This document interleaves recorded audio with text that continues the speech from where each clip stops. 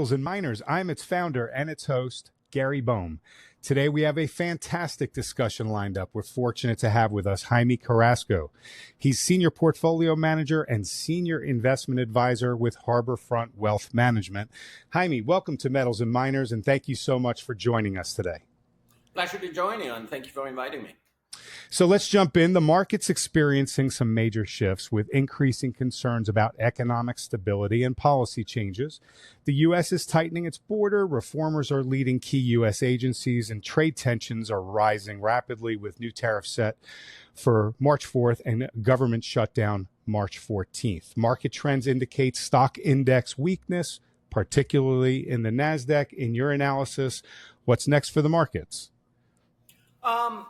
Going forward, I think we're going to see more and more volatility, but I think it's important to understand that, the markets are like a super tanker that take a long time to turn, but I think they are turning. And that turn is from credit-based assets, everything that was fueled through credit, through all of the money that has been printed over the years, to the hard side of the equation, hard assets, pipelines, utilities, the metals, things that can't be duplicated, things that are constant. And at the core of that, I think gold and silver are part of that because gold is money, everything else is credit. And when credit needs to be cleansed, we have always seen that rotation occur throughout history. And so I do think that right now we're in a similar transition to the 1930s, to the 1980s. To the 1980s from an economic perspective, because we're starting to see inflation rise, the cost of all this borrowing start to hit the economy. But more importantly, to the 1930s, because we're also seeing a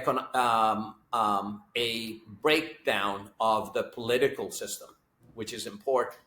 Look at Germany, look at England, look at what's happening between the U.S. and Ukraine, what's happening internally in the U.S. and Canada. We're having political turmoil. It's happening globally. Now, that's important because the 1980s was a period of change, but we had economic, political cohesion within governments in terms of policy. In the 1930s, we didn't, right? And that created an even worse situation, but it was a great time for gold and silver. So to quote Dickens, it was the best of times, but it was the worst of times. How are you going to prepare? Okay, good answer there. Jaime, over the past month, sectors like utilities, consumer staples, healthcare, and assets such as long-term treasuries, gold, and emerging market equities, they've actually outperformed the S&P 500, which has been underperforming in that time, especially the Mag 7. The market has been pivoting defensively for about a month now, signaling a shift away from growth stocks. Economic data supports a slowing economy narrative, with U.S. composite PMI falling to its lowest level since September of 2023. Services PMI slipping into contraction, a sharp drop in January retail sales, and declining consumer sentiment. Even inflation expectations are rising. Despite past optimism about a strong labor market, recent layoffs like Starbucks, Chevron, Workday, Salesforce, among others, suggest some job risks. And if job creation reverses and unemployment rises, a broad risk-off environment could occur. Your thoughts? I would agree. That, I think the economies are kind of shaky. I think that the U.S. itself, with all the changes that Trump is trying to implement, what are going to be the net results? We don't really know. There's a lot of uncertainty because, there's a lot of noise as to what policies are going to be implemented, but the players are just coming on board. And it's going to be volatile, especially with an economy that's heavily dependent on debt, right?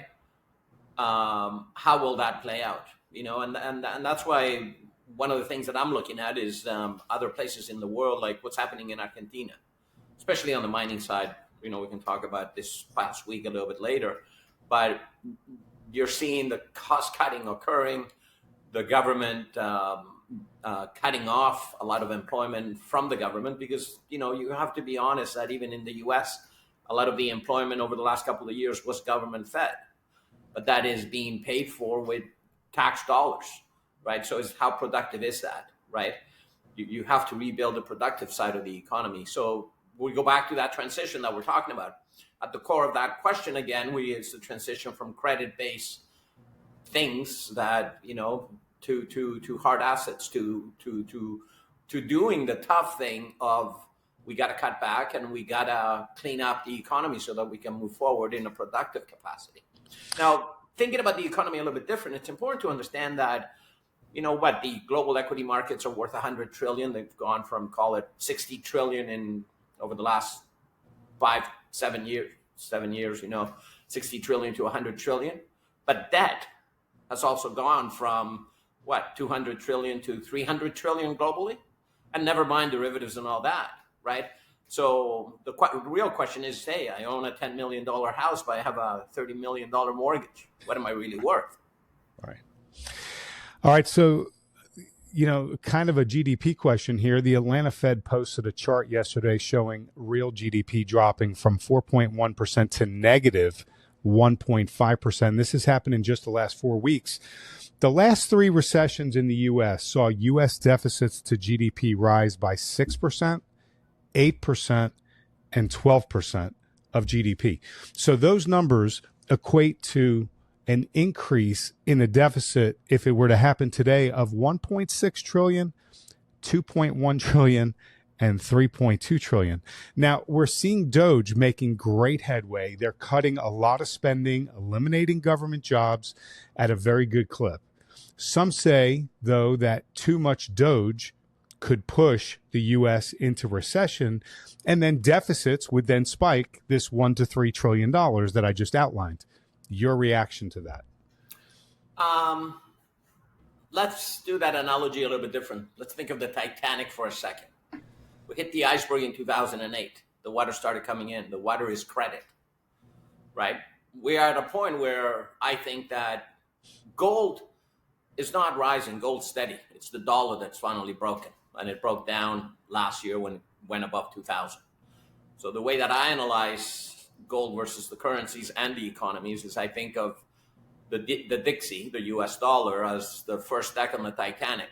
And now it's 2,800 below water. Below that, the Canadian dollar is 4,000 below water because it's at the lower decks. Then you have the Japanese yen, right? All the fiat currencies are going down. So whether we try to save the Titanic from going down further, faster, it's going down. So it doesn't really matter. What is important is that when you analyze and compare Latin America, for example, the 1980s, the 1990s, look at Germany in the 30s, look at the Soviet republics when the Berlin Wall went down. The process of moving out of cleaning that credit cycle, whether you're going to extend it and just continue printing money had Harris won the election and just perpetuate that ongoing bubble, you just slow down the process of decline. But on the other side, you also continue to create further and further a lack of distribution of income. Think of the movie The Wall Street, when Gecko is talking to Sheen's character and he's saying, and this was 1987, look out there, 87% of the 99% of the wealth is controlled by 25% of the population. Today it's 1%. So the policies being implemented, all they've done everywhere, and it always happens, it's a net result of this money printing, have created greater and greater economic dislocation within the population. And so are we going to perpetuate that? I think all Dodge is doing is just accelerating the cleaning, the cleansing. So pulling the Band-Aid faster, and let's get to a process of rebuilding, right? Which goes back to Churchill. Americans will try everything until they try the right thing. And I think you have to let them do what they're doing. And I look at Dodge and I look at what's happening in Argentina and how quickly that economy is cleansing itself right now. Yeah. Right. And what's happening with the metals. Again, I like what I see. Right. So, yes, there's going to be pain no matter what. That's why I tend to be apolitical. I just look at when it comes to Trump and when it comes to all this, my attitude is to look at it like we're watching a movie. Who killed JR, right? There's no control. Or the best thing to do is just to analyze what's happening, and then how do I position people and how do I position myself?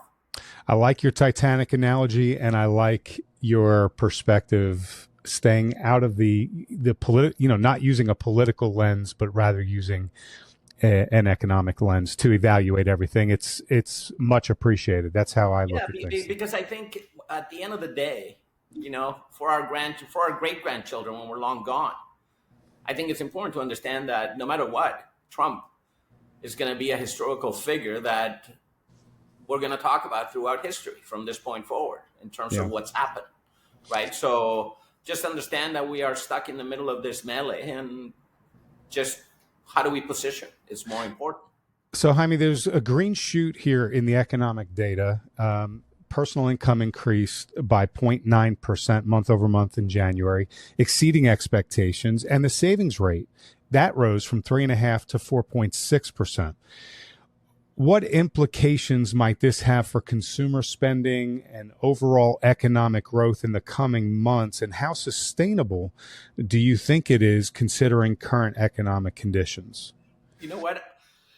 I don't know on that, because I think that we're making we're remaking two mistakes that we did in the past, 2008 and 2000. 2008, it was all about housing. Look at what housing prices are in the U.S. They're at a top. Can they continue with interest rates where they are? I don't think so. So I think housing's pulling back, but also the mistake of 2000, the money that has been misallocated into the Magnificent Seven. Now, as both of those start to pull back, how much of a contraction are we going to have? So what percentage of personal income as well is the result of stock market going up at a high level and the housing sector? Fair question. So employment, if you look at employment over the last couple of years, and all these numbers have been hedonically adjusted by the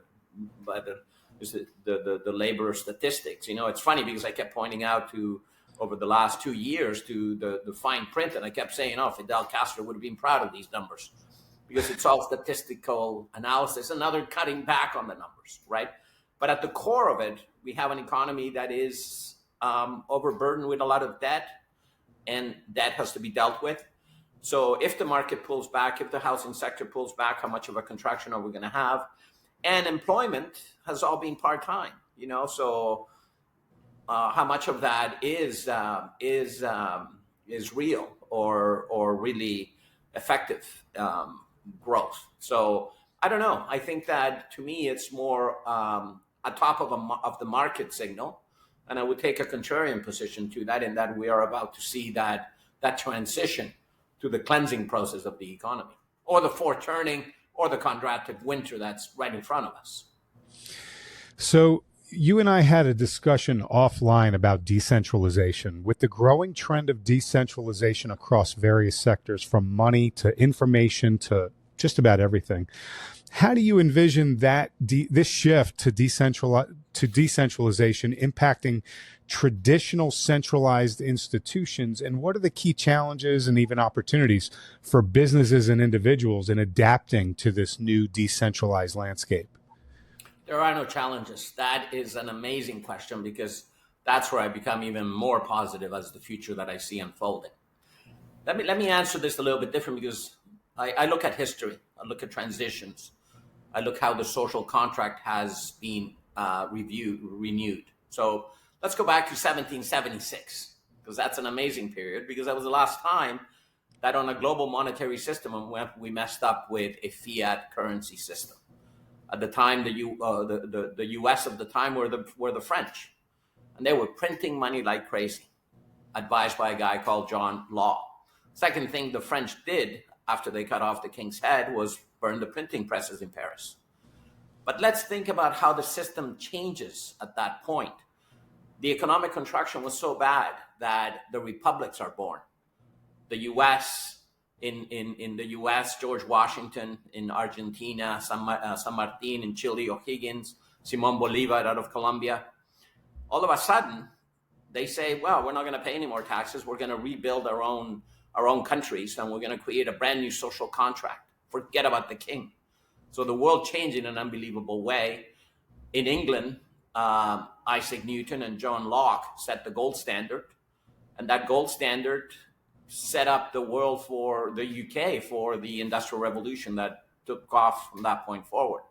So what's important about that point in time that we had been having this discussion, I would have said to you, you know, maybe in a couple of years, you're going to have your own vote. And you would have said to me, well, what's the king going to say about that? Right? Well, it happened. There was a massive level of transition.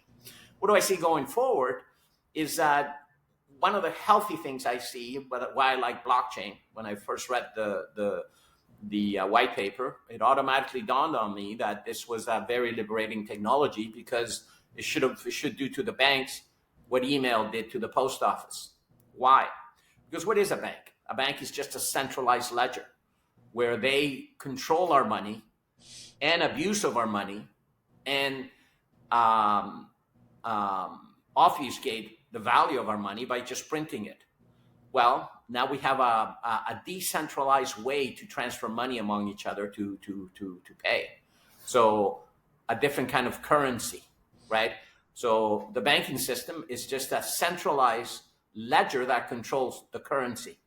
What Bitcoin is an electronic currency that decentralizes our ability to transact without the need of a bank, right? So I find that very liberating. But let's look at the media now, right? The CNNs, the mainstream media are becoming irrelevant. These kind of formats are more important because people are seeking information. So we're decentralizing. Yesterday, during the event I was at Red Cloud, I had a television interview with Anita Sharma, who happened to be from here, Toronto, but now she's working for a Kazakhstan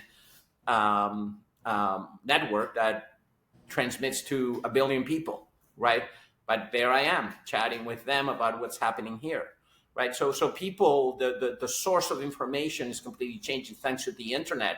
And on top of the internet, now we have the ability to build this thing called the blockchain. So we have the ability, now think about the blockchain in the context of your vote. And think about Canada. Canada, we have Ottawa, because when we created this country, telecommunications weren't there. So we had to send our parliamentarians to Ottawa for 4 years to represent us. Well, now we have technology. Why do we need that form of representation? Everything, the whole palette is up for review with these new technologies. So the world is becoming smaller. We're becoming more conscious of each other. But by the same token, our control of our choices is also becoming decentralized. So I see an amazing future. I think the core of that future, which is my area of focus, is the control of our money. And that's where gold comes in. And I think that's why gold is still money after 4,000 years. What blockchain is going to replace is Gutenberg and his ability to print money and print dollars, right? So go back to 1776. The inflation at that point, and in 1930 Germany, the inflation was monitored by the ability to print money. You couldn't create more printing presses, so you had a top out of inflation. This time around, we've been printing zeros on a computer. So how high do we end up on the other side of that ledger? I think it's amazing where we're going, but also how we're going to rebuild it also is very, very liberating. Jaime, speaking of gold, why do you believe that there's a global fight over gold right now? How do you expect that to impact all global citizens? And why is now the time to acquire an allocation and a seat at that table? You know what? Gold is money. Gold is a constant. I think why we're having this issue playing out is something that I've been pointing out for a long time.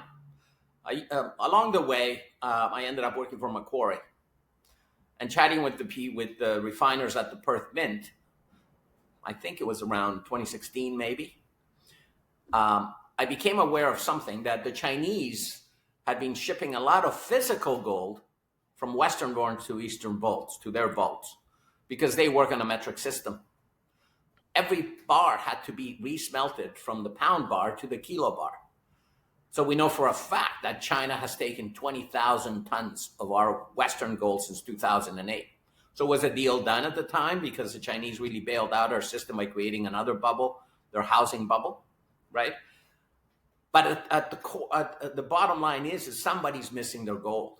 So now that we're starting this repatriation game, what's really the veil that's being pulled back is, okay, who's got what, right? The bankers have been leasing out our gold and calling it an asset, not a liability, right? Canada and Chile are the only ones that called it a sell, so we have no gold. But a lot of other central banks don't have any because they have paper contracts. Look at what happened with Germany when they tried to repatriate their gold.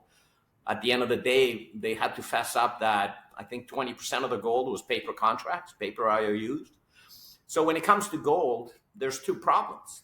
One is nobody's been paying attention because it's a pet rock. Sorry, that's one problem. The other problem is that a lot of central banks don't have their gold. Somebody else has it.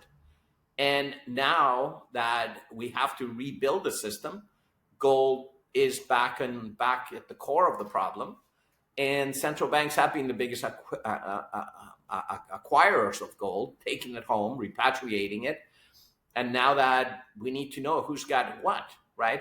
And that's why it's so important that they're finally going to audit Fort Knox, right? So is that gold there? How much of it was leased out? We don't know, right? And that's why another issue there is the fact that for every ounce, there's 100 paper contracts. So who's got that ounce and who's got 100 paper contracts? So why is now the time to acquire an allocation and a seat at the table for, the average person?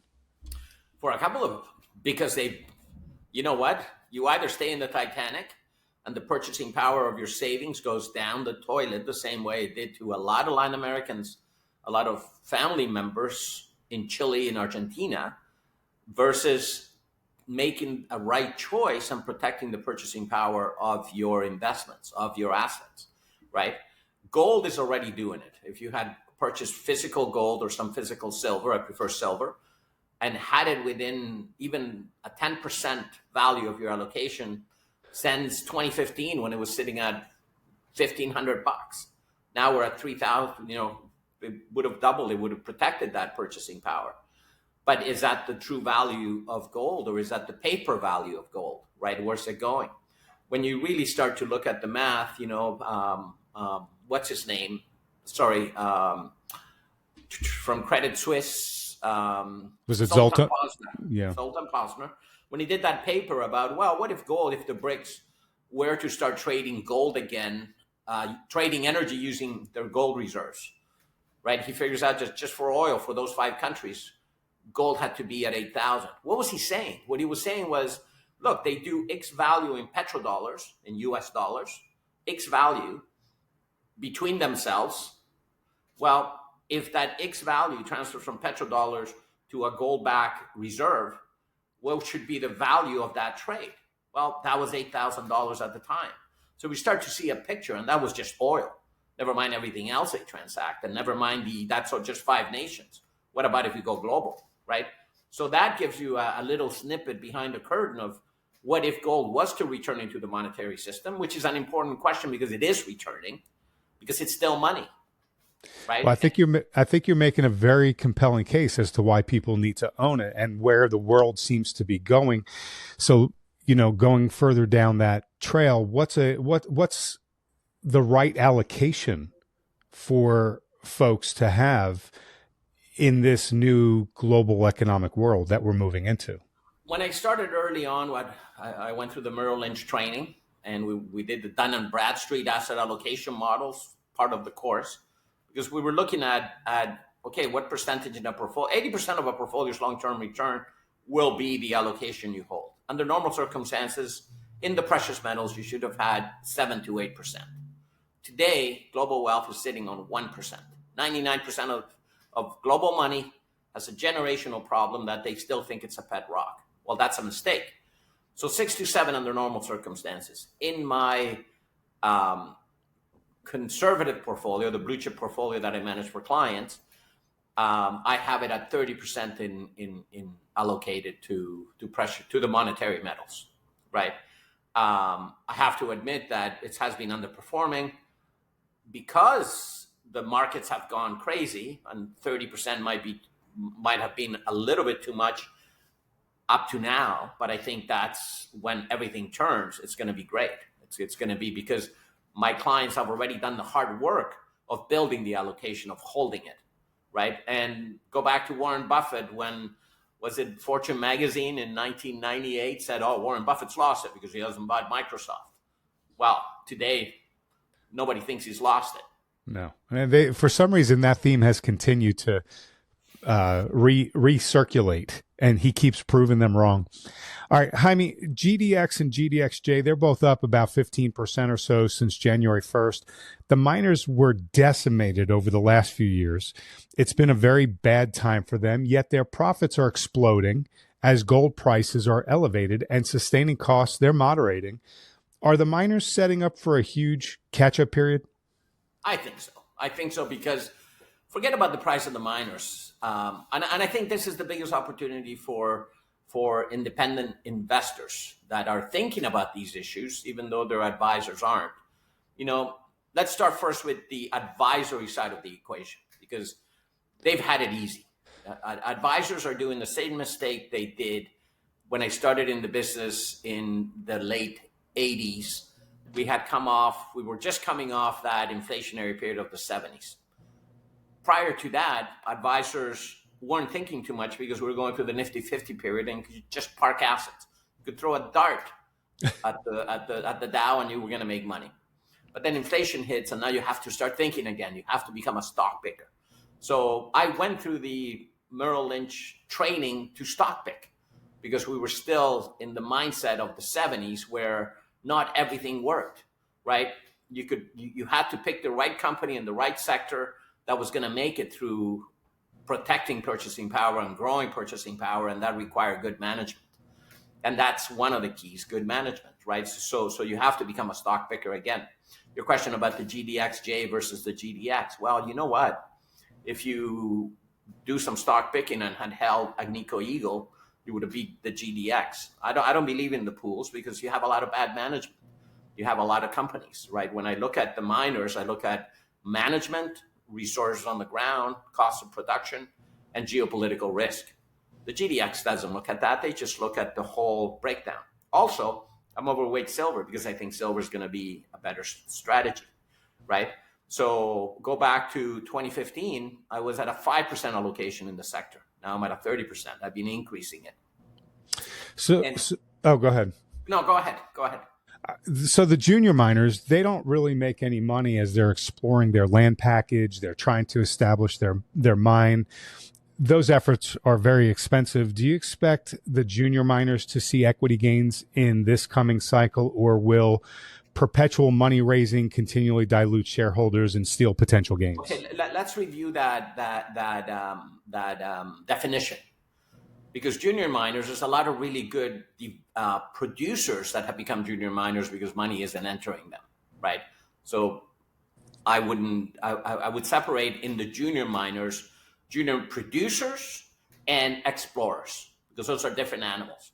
I've made so much money from the explorer over the last 4 years because every year I pick 5. Now, those are not in the portfolio.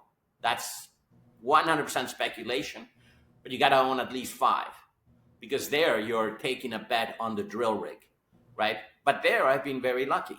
We pre-IPO'd these companies. We've taken profits along the way. Every year we've ended up with the top or the second best performing one, and they paid massive dividends. We've had some stocks that went from 15 cents when we entered them to $10 with Newfoundland Gold, for example. I don't have much left because now that deposit's big enough that they're right through into the Lassonde curve. Then the year after that, Fruta del Norte, which I played through Lundin Gold, right? Now that just got bought out by BHP, right? Before that, Fruta del Norte, the Aurelian deposit in 2006 when it was just being discovered, I had invested in that. So there's money to be made from those juniors that you're calling, but the explorers. The producers, I think, is where you have some amazing companies that are trading like juniors, only because nobody's buying them right now, but they're starting to generate some massive cash flow. But those are different animals. They're producers, right? They're already making money at what cost, where they're producing. And that's so you have to separate between the two, between explorers and developers. Fair enough. Developers, those that are building a mine, and the value in those is in the reserves that they've already found on the ground. So there's three sections in that junior section: the explorers, the developers that have already found a lot of resources, but they need to build a mine, and then the producers that are trading at ridiculous valuations.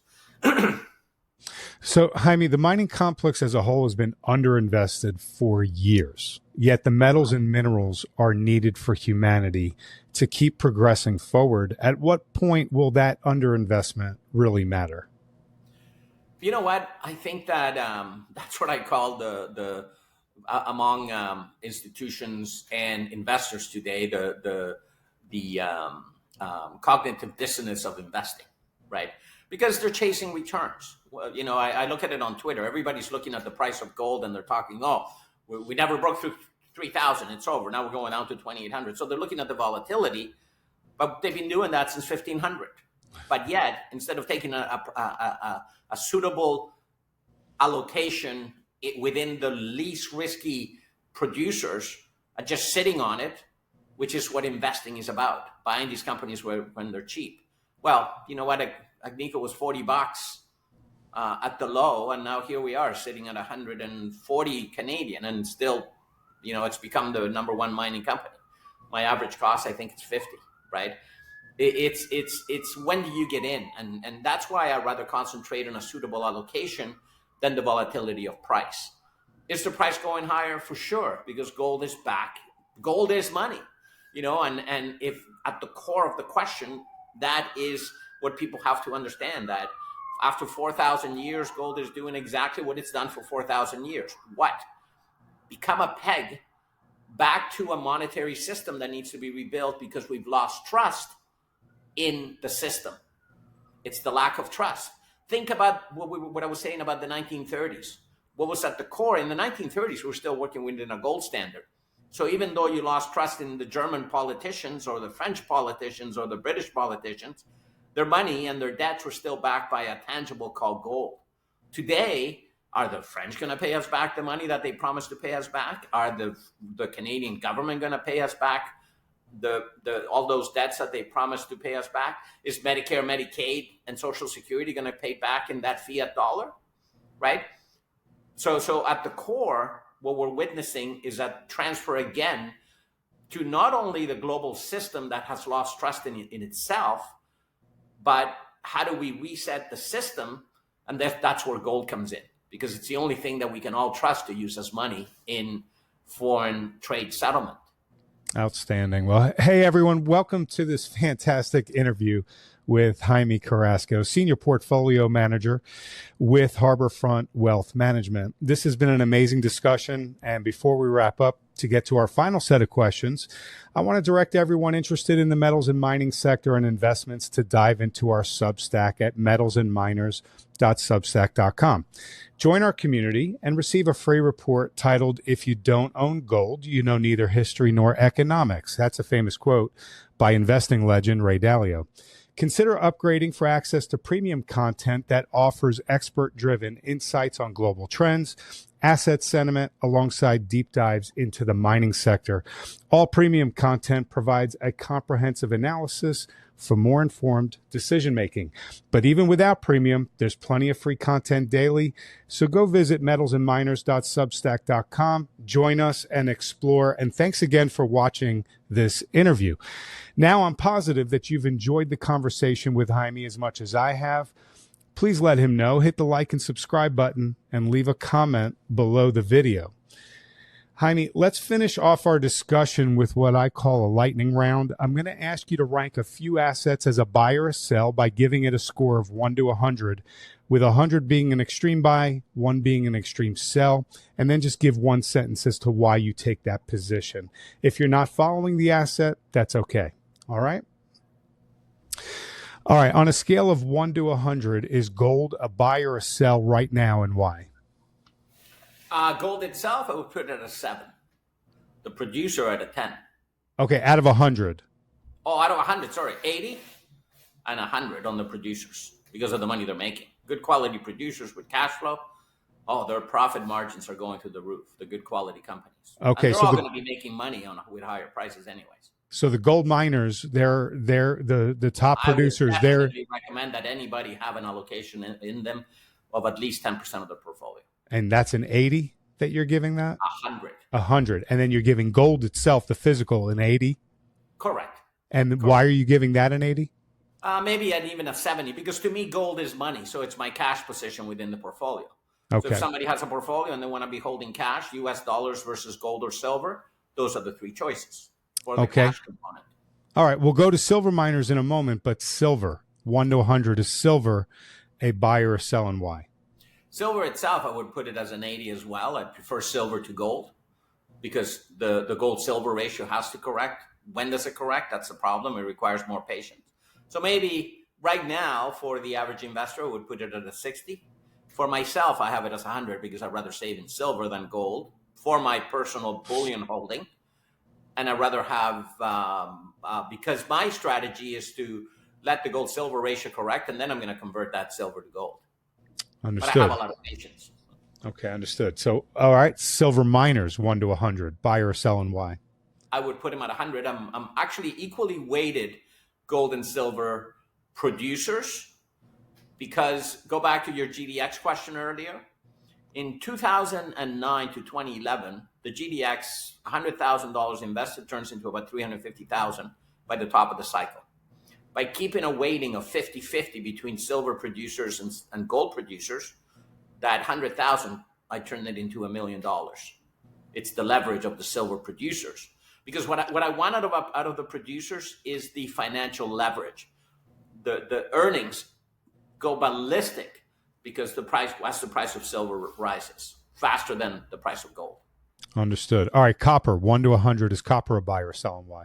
I would put it at 70, very important metal, and I do have some copper holdings, but it's copper gold, so copper gold deposits, and I do hold BHP in my income portfolio for the dividend, and I think it's an important asset to hold within my dividend portfolio. All right, uranium, 1 to 100. That one I have more of a 30. I have a very small position in uranium. I'm very interested in it, but there's a lot of politics to uranium, right? So we got to wait for the back and forth. Okay, uranium miners. 5%. Yeah, 50. Sorry. Yeah, 5%. A five. 5 out of 100. 5 out of 100. I have one position that was taken out, and I'm still sitting on it by an Australian outfit. And yeah, no, I would be more concentrating on copper, silver, gold, just a little bit of uranium. Okay. Oil, 1 to 100. Is it a buy or a sell, and why? Again, I would put that at about a 70, a 60. I always have a position in Exxon and in an ETF that owns shares, not derivatives, of the biggest oil producing companies in the world, because I like to have that exposure. Okay. And hold on, so oil versus gold companies versus copper companies. Copper companies follow, and oil companies follow the movement of oil and gold. Sorry, of oil and copper. But gold and silver companies, gold goes up and the companies are still down. So that's the disconnect I'm playing. That's why I'm overweight the gold and silver companies. Understood. All right, NASDAQ, 1 to 100. 0. I'm completely out of it. I think it's overpriced. It's like buying NASDAQ in the year 2000. S&P 500.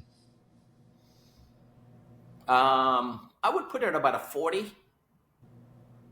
40%. Yeah, I would keep it a little bit lower because I think there's more downside, right? I think the dividend yield of the S&P 500 with 0.75, right? It's with interest rates where they're at is at a complete disconnect. So yeah, maybe considering that, it would maybe even lower. Okay. Treasuries, short and long-term treasuries. Short-term treasuries, if you're sitting in cash, definitely a consideration.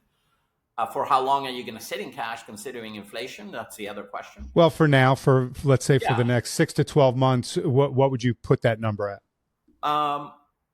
Hold on, because when we talked about treasuries, we got to look at duration.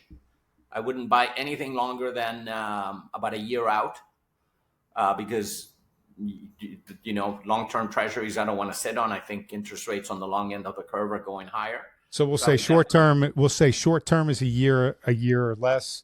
Yeah, and if I'm sitting in cash waiting to deploy, I would put it at about a 50%. Okay. And what about long term? Zero. Okay. Zero. And that is because, just go ahead and give me your explanation. Well, because long-term treasuries, how are they going to pay back these assets, right? That will never be paid back. It's too big. Yeah. Unless do you really think Americans expect their great-grandchildren to be paying that debt off?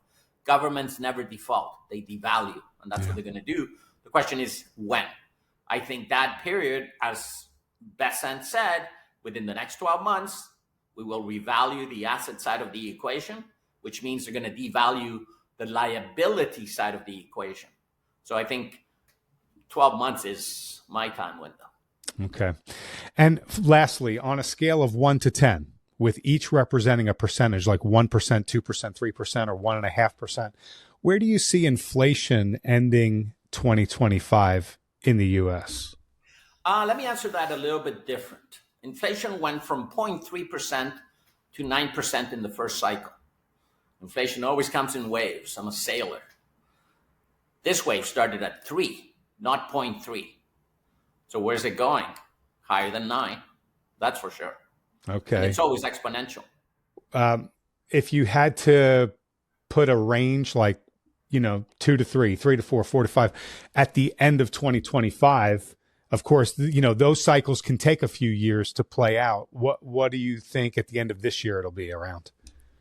6. In the 6% range? Yeah. Okay. Perhaps.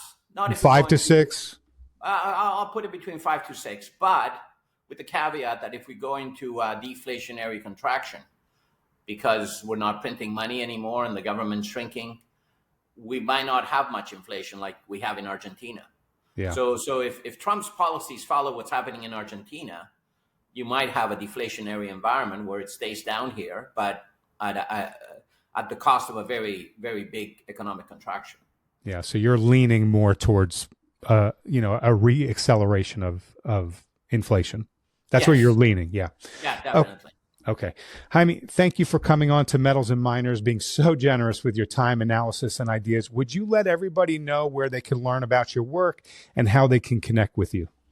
Yeah, the best place to follow me is both on LinkedIn and on Twitter.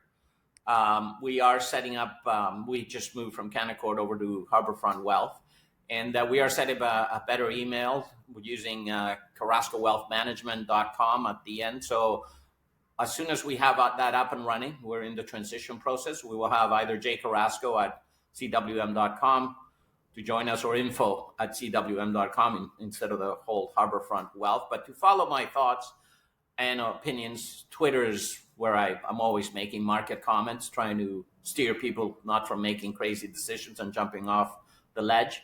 And on LinkedIn is more long-term analysis and comments. Okay, I will have that in. By the way, I'm always happy to chat with anybody on the phone that wants to talk, especially with individual securities. I just don't want to post. I do repost when interesting news comes out of things that I'm following. Doesn't mean that I own them, but some drill results are amazing, and I'll just repost them. Doesn't mean that I own the company, but I'm definitely interested in paying attention to what they're doing. Do you want to share the phone number to get a hold of you, or do you want to just have them contact you by email? Yeah, it's always better through email. Okay. And then because we do get a lot of spam as well. So once I have a real contact, then I'll send somebody my phone number to tweet back like I did with you. Yeah, understood. Okay. I'll put all the information up there. Jaime, I've been following you for, probably a year and a half, 2 years now. I really appreciate, your thoughts and your perspectives that you put out there. Thank you for coming on here today. Folks, you need to get connected with Jaime. At the very least, follow him on X, but, reach out to him, email him, connect with him, find out some deeper thoughts, where he's taking his fund. I think it's an important piece for our industry. So I really appreciate, what you shared today, for you coming on here. I look forward to having you back on sometime soon. And everybody else, thanks for watching. Thank you for having me, Gary. Hey, everyone. Welcome to this fantastic interview with Jaime Carrasco, Senior Portfolio Manager with Harbourfront Wealth Management. This has been an amazing discussion. And before we wrap up, to get to our final set of questions, I want to direct everyone interested in the metals and mining sector and investments to dive into our Substack at metalsandminers.substack.com.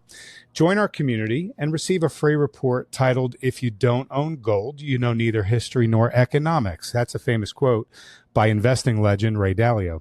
Consider upgrading for access to premium content that offers expert-driven insights on global trends, asset sentiment, alongside deep dives into the mining sector. All premium content provides a comprehensive analysis for more informed decision-making. But even without premium, there's plenty of free content daily.